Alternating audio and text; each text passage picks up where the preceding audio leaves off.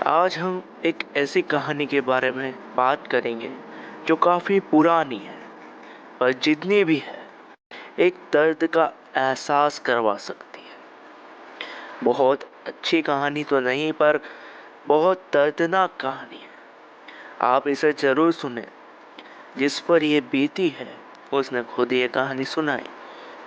आज भी वो अपना दर्द इस कहानी के जरिए, इस स्टोरी के जरिए हमें बयां कर रहा है।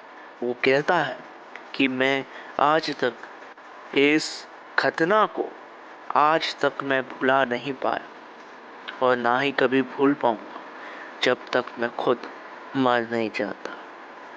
तो चलिए कहानी शुरू करते हैं।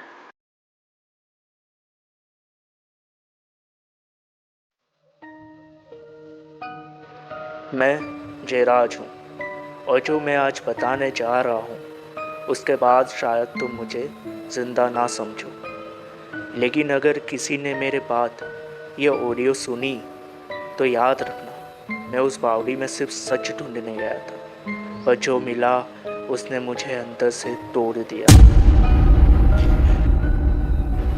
ये कहानी शुरू होती है राजस्थान के एक छोटे गांव नारलाई से, जो पाली डिस्ट्रिक्ट के पास स्थित है। एक ठंडी नवंबर की शाम थी। मैं अपनी फील्ड रिसर्च के लिए नारलाई गया था। एक छुपा हुआ सब्जेक्ट, श्रापित जल स्थल और उसके पीछे का इतिहास जानने गया था। यहाँ एक पुरानी बावड़ी है, सदियों पुरानी। लोग कहते हैं कि रात में कोई औरत रोते हुए सुनाई देती है।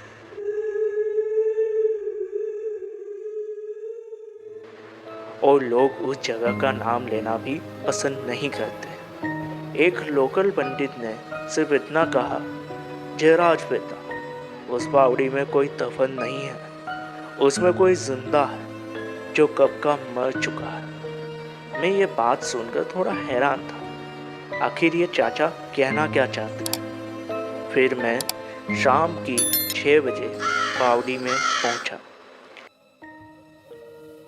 खेतों के बीच जहाँ ना कोई लाइट, ना आवाज, सिर्फ हवा और मिट्टी से निकलती एक सर्दी थी।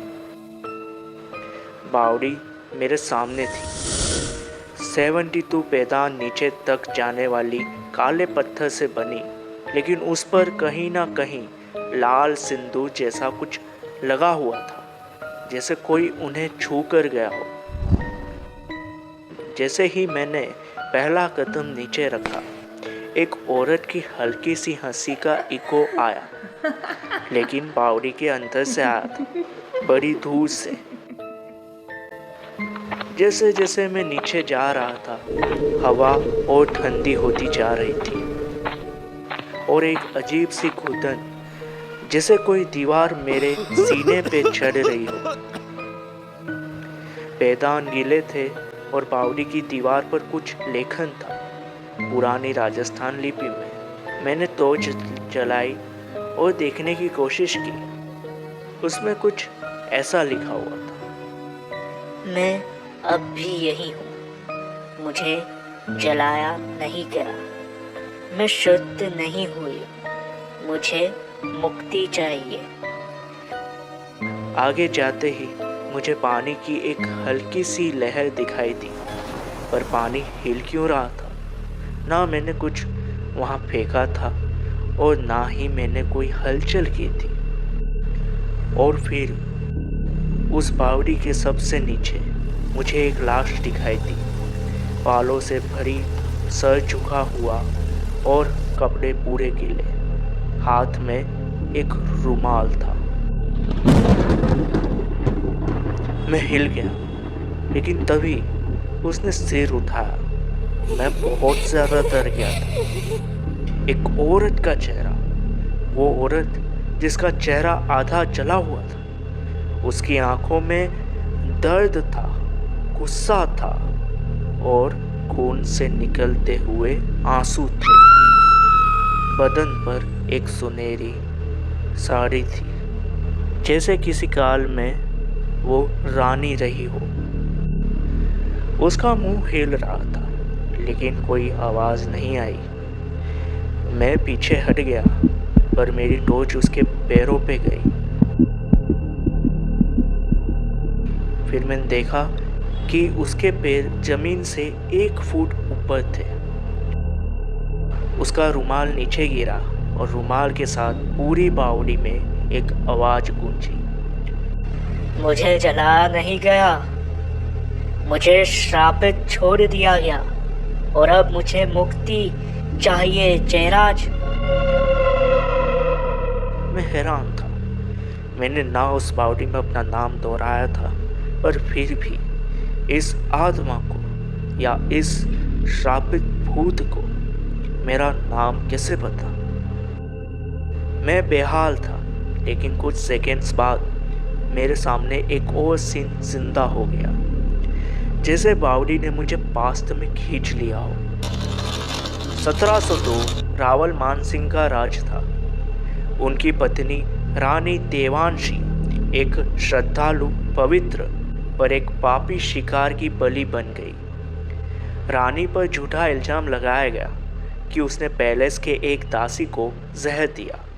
पुरोहित ने कहा, ये पतित है, इसे सुख शांति के लिए जीवित ही बावड़ी में दफन करो। और रात के अंधेरे में रानी देवांशी को उसी बावड़ी में जिंदा दलदल में धकेल दिया गया।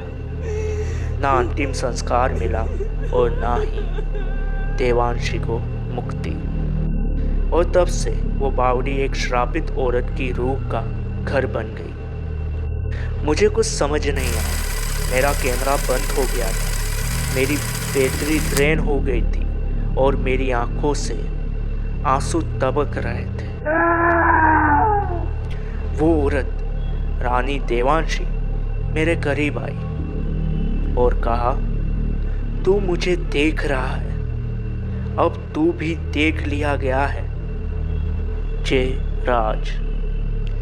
उसने अपने बालों से मुझे लपेट लिया और तब उसने मुझे वो दर्द दिखाया जो उसने 300 साल पहले सहा था, जब उसकी सांसें उस दलदल में घुट रही थी, जब लोग उसे जिंदा गाड़ रहे थे, जब उसकी आंखों ने अंतिम बार सूरज को देखा था।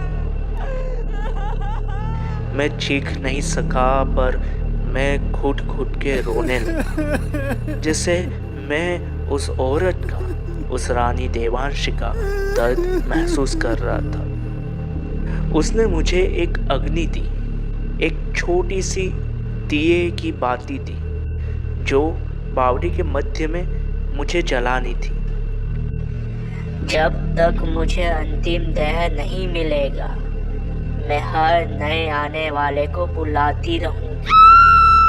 ये उस रानी ने कहा। मैंने उस दिए को जलाया और पूरी बावड़ी एक लाल रोशनी में चमक उठी। एक आखिरी चीख गूंजी, जयराज, मुझे मुक्ति दो।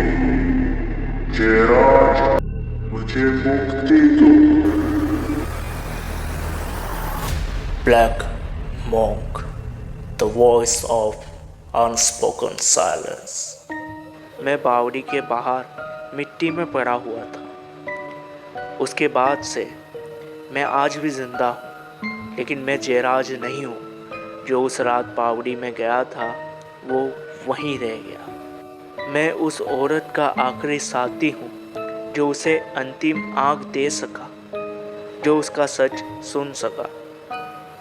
लोग कहते हैं बावड़ी अब चुप है, लेकिन रात के 3 बजे जब हवा रुक जाती है, एक आवाज अब भी कान में पड़ती है, जयराज, मुझे मुक्ति दो।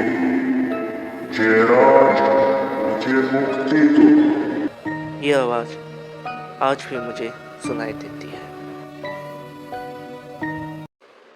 अगर आपको ये कहानी पसंद आई हो तो हमारे चैनल को अपने दिल से और अपने दिमाग से सब्सक्राइब जरूर करें और पास उस बेल आइकन पर क्लिक करें, ताकि हमारे आने वाली हर कहानी, हर हॉरर किस्से मेरी ज़बानी आपको सुनने मिले। धन्यवाद।